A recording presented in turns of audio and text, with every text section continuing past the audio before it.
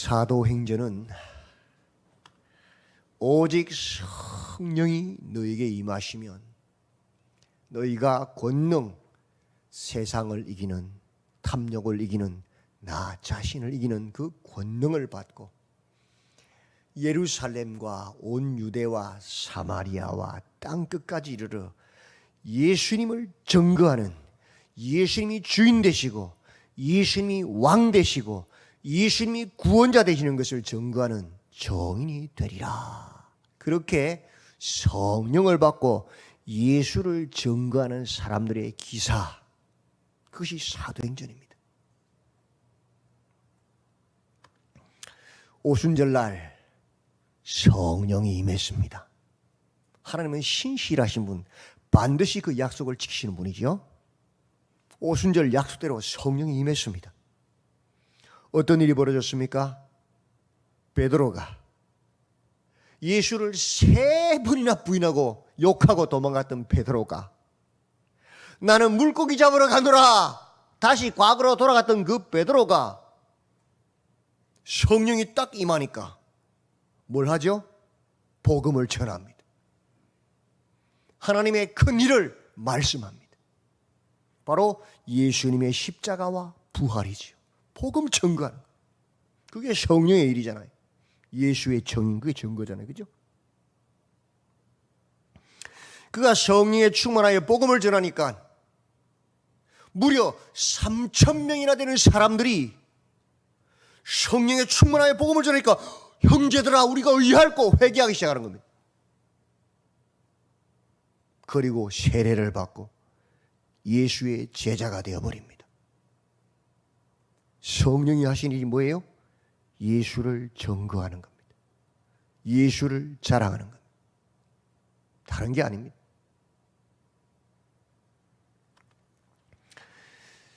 제9시 기도 시간에 성전에 기도하러 가던 베드로와 요한이 성령에 충만하니까 날 때부터 못 걷던 그 안전뱅이에게 예수 이름으로 일어나 걸으라 하니까 벌떡 일어나 걸어버립니다.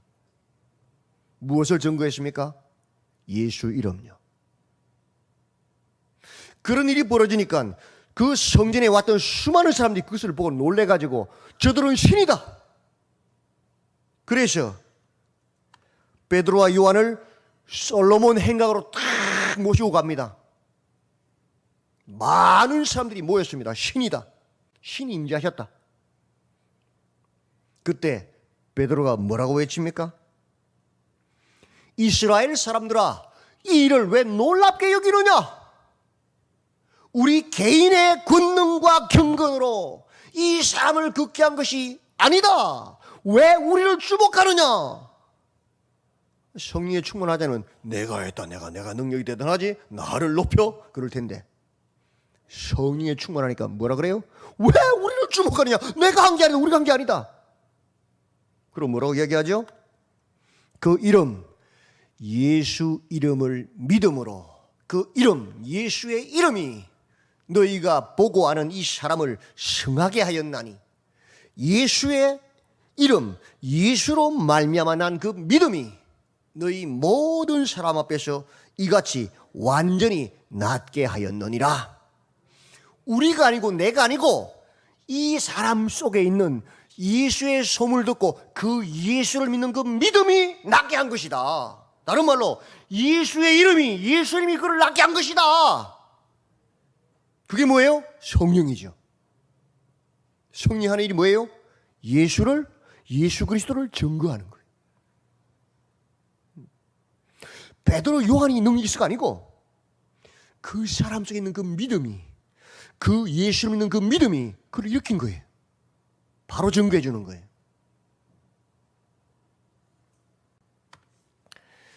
그렇게 교회가 부흥하고 일어나니까 도전이 주어집니다. 도전이. 외부적인 도전과 내부적인 도전. 먼저 외부적인 도전이 일어납니다. 예수 안에 죽은 자의 부활이 있다고 백성을 가르치고 전함을 싫어하는 자들 일어나죠. 너희가 무슨 권세와 누구의 이름으로 이 일을 행하였느냐? 감히 우리가 허락하지 않았는데 누구죠? 대제사장들과 바리새인들과 서기관들, 종교 카르텔, 권력자들. 복음을 대적하는 것, 예수를 대적하는 게 뭐예요? 적 그리스도예요. 예수의 적이잖아요. 종교 카르텔.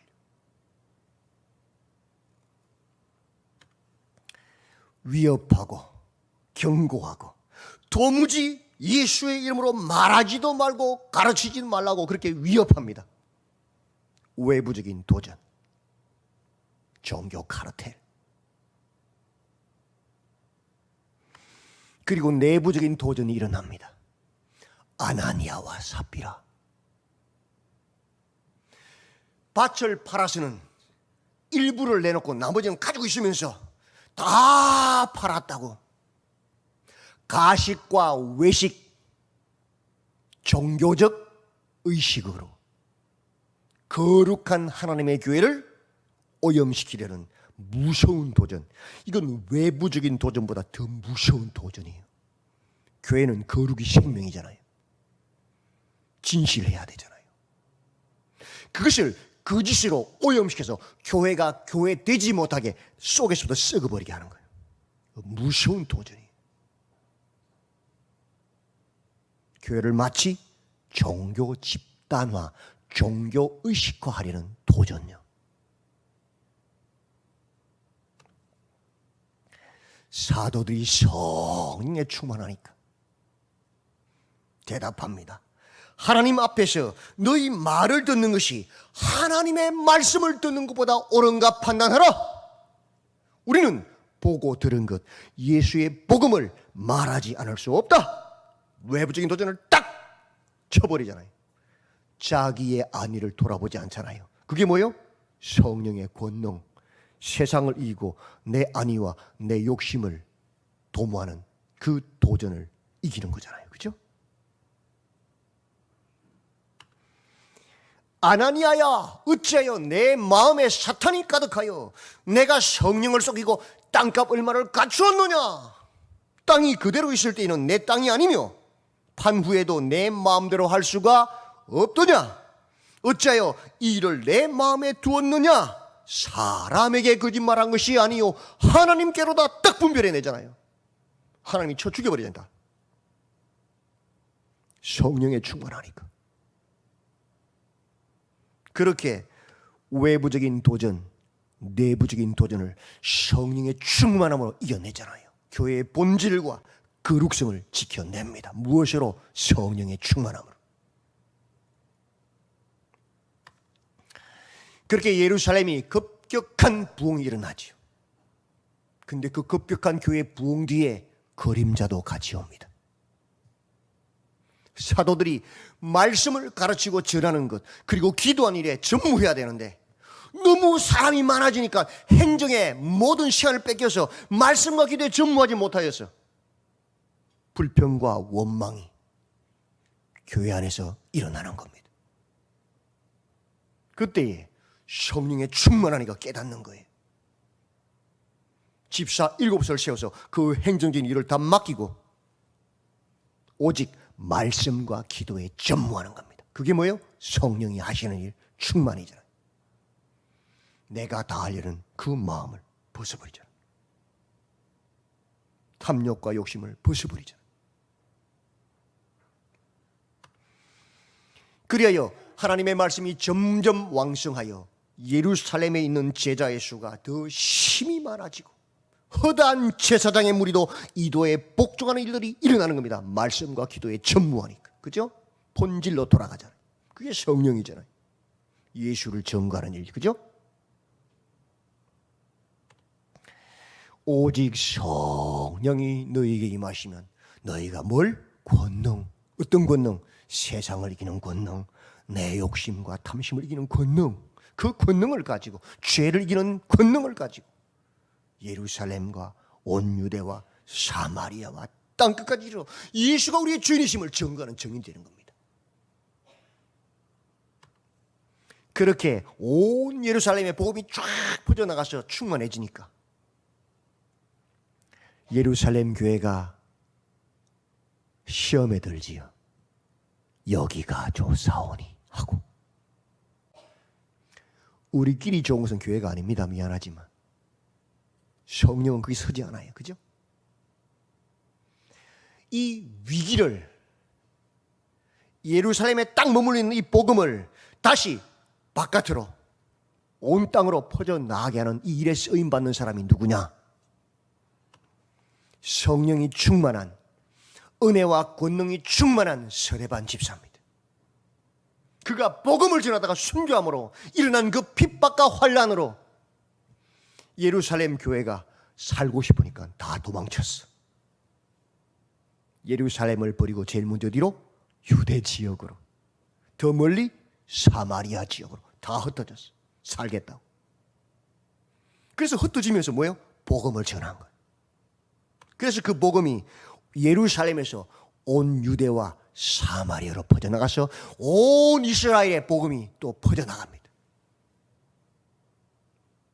항상 성령에 충만한 사람들이 하나님의 일을 감당하는 거예요. 그럼에도 불구하고 땅 끝까지 복음을 전하는 이 이방인 선교의 벽이 있습니다. 이제 이스라엘 전체로는 복음이 퍼져나갔는데 이스라엘 밖으로 나가야 돼. 못 나가고 있는 거예요. 그 두 장벽이 뭐냐? 첫째, 외부적인 장벽, 핍박자 사울. 둘째, 내부적인 장벽, 예루살렘의 지도자, 예루살렘 교회 지도자 베드로입니다. 아니, 한 번 설교에 3,000명이 회개가 들어왔는데 그 베드로가 복음이 땅끝까지 전파되는데 방해불이 되고 있어요. 여러분, 어제 성령 충만했다고 오늘 성령 충만한 거 아닙니다. 착각하시면 큰일 납니다. 내가 어제 그 위대한 일을 했다고 오늘 위대할 거다 착각하지 마십시오. 큰일 납니다. 성령의 충만을 입지 않으면 못합니다. 걸림돌이 된다고, 누구나 다. 먼저 예루살렘에서 또 이스라엘에서 이제 땅까지 가야 되는데 그 중심, 가장 목이 되는 곳이 다메섹이. 가보시면 알아요. 거기를 통과하지 못 지나가요. 북쪽으로. 그 다메섹을 막으려고 누가 가지요? 사울이 공문 들고 달려가잖아요. 그죠? 근데 누가 역사하시죠? 하나님이. 사울아 네가 어째 나를 핍박하느냐? 하나님이 누구 하셔요? 하나님이. 그 복음을 딱 말하던 그를 뒤집어서 어떻게 하죠? 눈에 끝불을 탁 벗겨지게 하셔서 오히려 땅끝까지 복음 증거하는 이방인의 사도로 뒤집어 놓으셨잖아요. 누가? 하나님이. 그 외부적인 장벽을 무너뜨려 버리십니다. 그리고 두 번째 오늘 본문입니다. 관습에, 전통에, 율법에 꽉 묶여있는 베드로요. 예루살렘 교회 전체의 지도자인데 복음을 막고 있어요. 오늘 본문에 28절에 보면 유대인으로서 이방인과 교제하며 가까이 하는 것이 위법인 줄은 너희도 알거니와. 율법에 꽉 잡혀서 유대인들만 구원받아야 돼. 이방인들은 만나면 안 돼. 이 관념, 이 전통에 꽉 잡혀 있는 거예요. 여러분, 하나님께서 왜 이스라엘 백성들을 구별하셨습니까? 특별히 하나님의 백성들로. 그 목적이 뭡니까? 너희만 구원받으라는 거예요? 너희들이 하나님 말씀을 지켜 행함으로 거룩한 백성이 되어서 하나님이 함께 하심을 천하 만민이 보게 해서 천하 만민이 하나님 믿도록 하기 위해서 특별히 골라낸 거잖아요. 근데 그 하나님의 기쁜 마음, 그 뜻은 모르고 오해해서 우리만 구원받는 백성으로 착각하고 딱 멈춰버린 거예요. 무서운 오해죠. 왜 율법에 간음하지 말라 그럽니까? 최소한의 사랑이요. 근데 율법의 정신은 뭐예요? 그것을 통하여 음흉한 생각도 하지 말라는 거예요. 그게 하나님의 진짜 마음이거든요. 근데 간음 딱 안 하면 난 다야. 나는 그렇게 착각하지 말라는 거예요. 하나님도 율법도 모르는 거예요. 그거는. 지금 이스라엘이 그래요. 자신들이 하나님 백성으로 거룩을 지켜내므로 다른 이방의 많은 백성들이 예수를 발견하고 하나님 발견하고 주께로 돌아오라고 세웠는데 그건 없고 자기들끼리밖에 없는 우리끼리 좋은 그건 교회가 아니에요.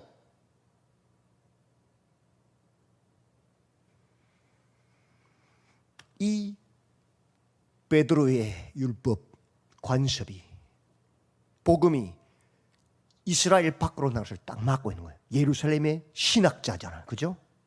예루살렘 교회 지도자잖아요. 그가 허락하면 못 나가는 거잖아요.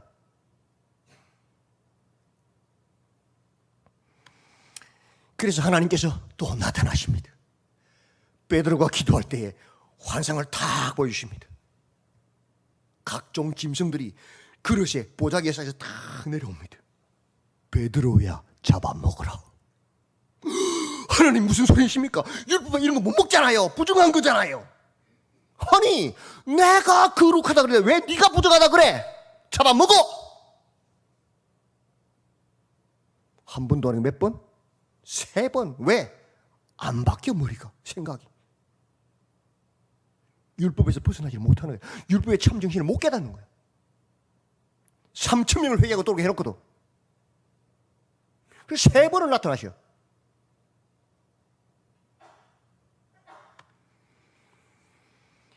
그것도 모자라서 고넬료에게 나타나셔서 베드로에게 사람 보내라 그랬어요.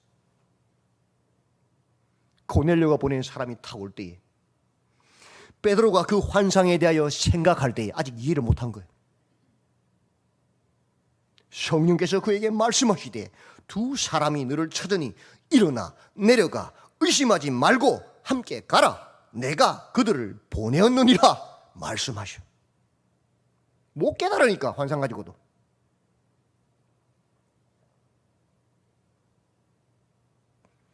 이제 성령이 말씀하시니까 안 갈 수 없잖아요. 그죠? 못 깨달아도. 가서 어쩔 수 없어가지고 고넬료 그 이방인 집에 들어갔어.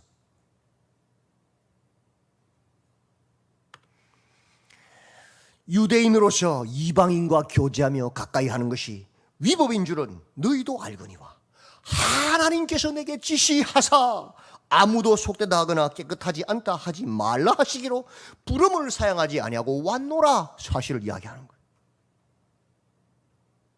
그래서 그곳에 복음을 전합니다. 예수님의 십자가와 부활을 외칩니다. 베드로가 이 말을 할 때, 이 복음을 전할 때에 성령이 말씀 듣는 모든 사람에게 내려오시니 베드로와 함께 온 할례 받은 신자들이 이방인들에게도 성령 부어주심으로 말미암아 놀라니 이는 방언을 말하며 하나님 높임을 들음이로라. 성령이시니까 뭐예요? 방언 뭐예요? 예수의 큰일, 하나님의 큰일, 하나님을 높이는 일을 하는 게 방언인 예언이잖아요. 그게 바로 성령이잖아요. 근데 베드로 혼자 봤으면 못할 텐데 누구를 주셔요? 베드로와 함께 온 할례 받은 신자들, 예루살렘의 유대인들이 같이 있는 것을 같이 본 거예요. 왜? 정인이세요. 정인. 그죠? 정인. 그래야 베드로가 보호되거든. 하나님 철저하시거든. 아주 치밀하시죠. 그래서 베드로도 보고 그 정인들도 다 본 거예요. 아하, 하나님이 이방인들에도 경건한 자들에게 이 구원을 주시는구나 깨닫게 하시는 거예요. 그래서 베드로의 고정관념이 깨지고 복음이 땅까지 나아가게 되는 길이 열린 거예요.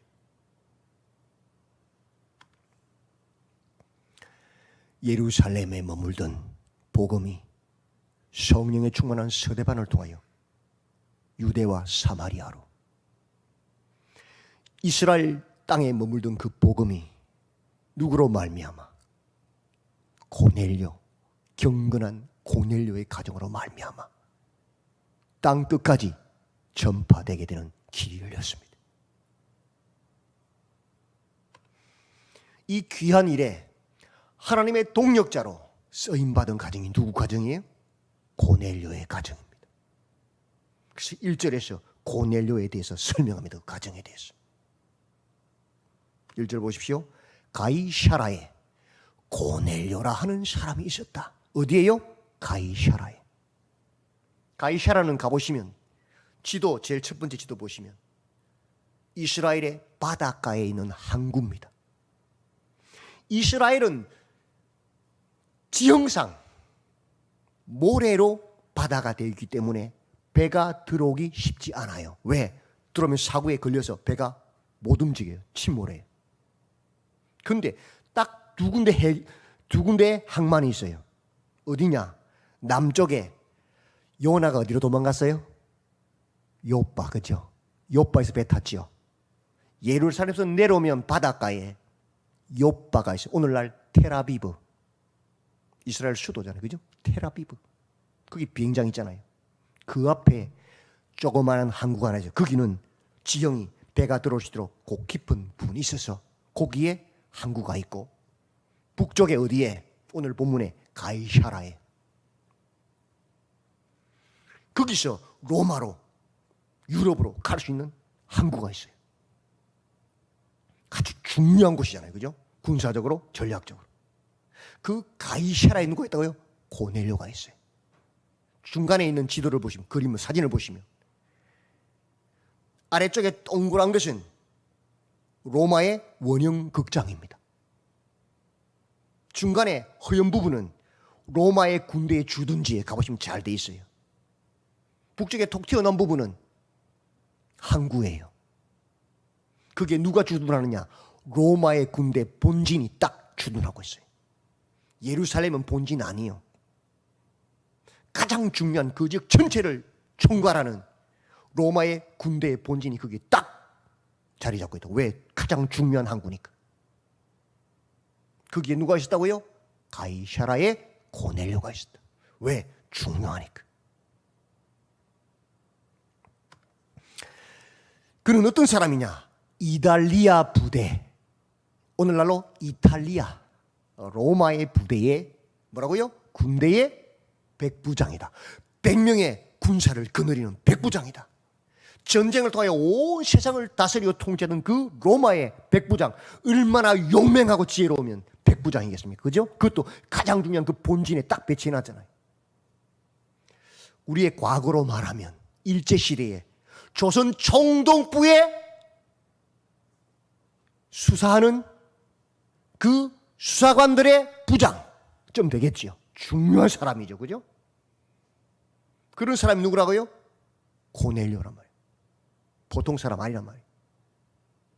아니, 일반 병사들도 막 이스라엘 사람들 압제하고 빼앗고 착제하고 하는데 백부장이라고, 그것도 가장 중요한 본진의 백부장요. 대단한 사람이잖아요.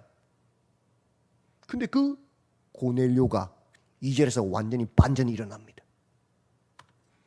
그가 뭐라고요? 경건하여, 그냥 경건이 아니에요. 온 집안과 더불어 하나님을 경외하며. 얼마나 경건한 사람이냐. 하나님을 경외하는데 그 경건함이 얼마나 뛰어났던지. 온 집안이 다 로마인인데 누굴 믿어요? 하나님을 경외해요. 아니, 지금 로마는 황제를 숭배하는 그런 국가잖아요. 근데 그 로마의 군인도 아닌 군 중에서도 백부장인, 그것도 본진에 있는 자가 누구를 경배하고 지금요? 여호와 하나님을 경배하고 있는 거예요. 말이 돼요?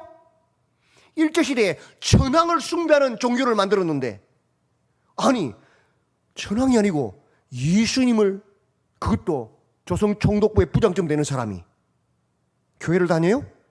한국 와서? 말이 돼요? 상상도 할 수 없는 일이잖아요. 진짜 하나님 믿는 자잖아요, 그죠? 그러므로 백성을 많이 구제하고. 생각해 보세요. 일제시대 때 조선 총독부의 과장쯤 되는 사람이 우리나라 사람들을, 가난한 사람들을 섬겼어요? 더 빼앗고 착지했지.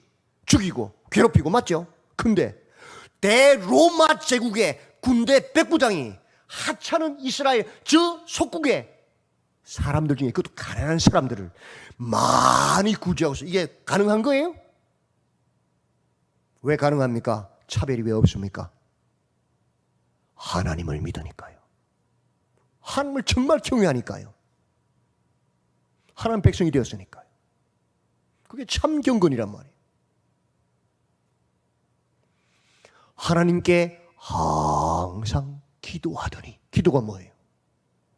내 생각, 내 욕심, 나의 감정을 십자가에 못 박아 죽이고 말씀 앞에 무릎 꿇고 나를 부인하고 하나님의 뜻, 하나님의 말씀에 나를 무릎 꿇리는 게 기도잖아요.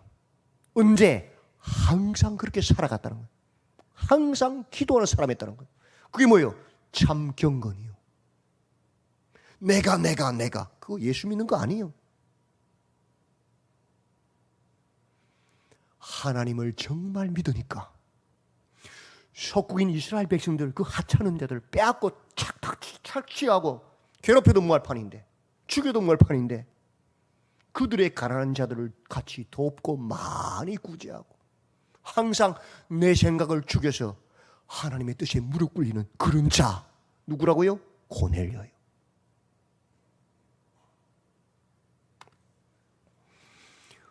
오죽했으면 하나님의 사자가 그가 기도할 때 나타납니다.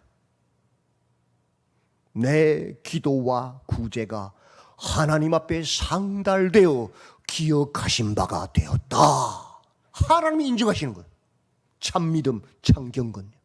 사람들을 속인 게 아니고 하나님이 이미 알고 인정하시는 그런 경건을 가진 자예요. 그를 통하여 베드로라 하는 시몬을 청하라. 베드로가 지금 어디 있어요? 요빠요. 두 번째 항구요. 뭐 하려고? 베드로의 그 고정관념을 깨뜨려서 복음이 땅끝까지 전거되는 일에 누구를? 고넬료를 사용하시려고. 아무나 사용하는 거 아니에요.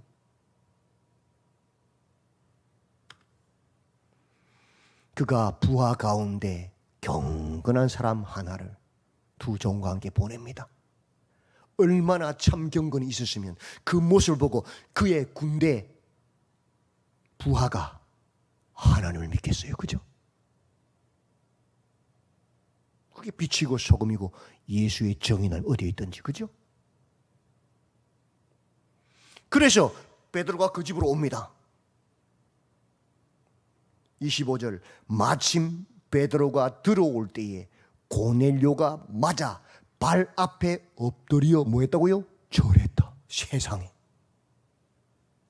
우리 일제시대로 말하면 조선 총독부의 과장이 신사 참배를 강조하던 그 사람이 시골 동네 목사님이 오니까 그 앞에 엎드려 절한 거예요. 와, 세상에. 있을 수 있어요? 왜? 하나님을 진짜 믿으니까.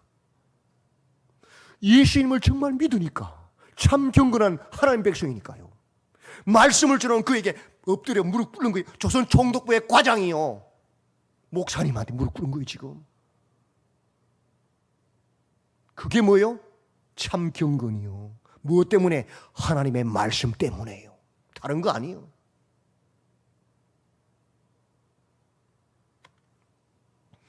그래서 그곳에서 베드로가 하나님 말씀을 전했죠. 그 말씀을 전할 때 뭐가 임했어요? 성령이 임한 거예요. 아, 이방인들 중에도 경건한 자들에게 하나님께서 구원을 허락하시는구나. 베드로의 개념이 탁 바뀌면서 이제 복음이 땅까지 전거되는 겁니다. 이 중차대한 일, 복음이 예루살렘에서 머물다가 이스라엘 땅에서 머물다가 이제 땅까지 전거되는 이 중요한 일에 사용되어진 자가 누구예요?